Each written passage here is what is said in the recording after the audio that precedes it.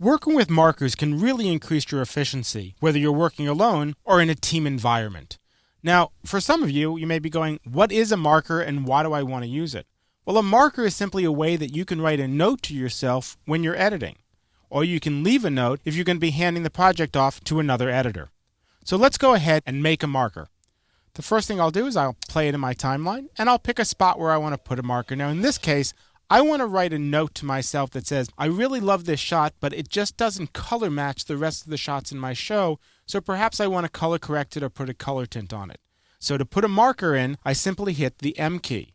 When I hit the M key, it creates a marker, and if I now want to modify this marker, I would hit the M key again, and it opens up a dialog box. In this dialog box, I can write a note to myself, and it can be as simple as change color. And then maybe even a comment, maybe a gold tint.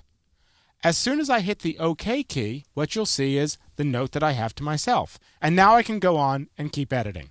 Now let's look at the marker in a little more detail. If I go ahead and open this up, and I'm going to press the M key again, you'll notice that in the bottom third of your screen, there are buttons to add chapter marker, add compression marker, and add scoring marker. Well, what these do is if you click on them, it will add a marker so that when you export it to another program, in the case of chapters to DVD Studio Pro, iDVD, or even QuickTime, it will notate all your chapters when you open them up in that program.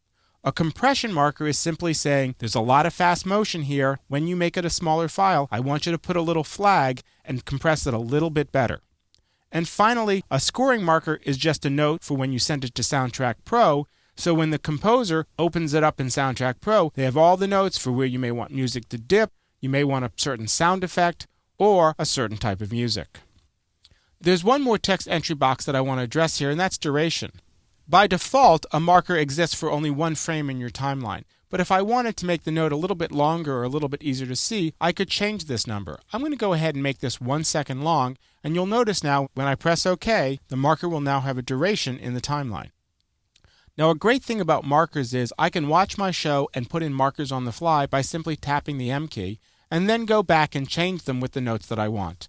Let's go ahead and put some markers in on the fly. Every time I hit the M key, I'm writing a note to myself. Oh, I want to stabilize this shot. Make this shot a little more green. Oh, we're going to add an audio effect here. And then, as soon as I stop, I have all my markers. I could simply go back, open them up by selecting them, and then pressing the M key. Now, I've just added a bunch of markers. Compression marker notes, scoring marker notes, color correction notes. Wouldn't it be great if I could see at a glance which markers were which when I looked at my timeline? Well, that's exactly what we're going to cover in the next lesson.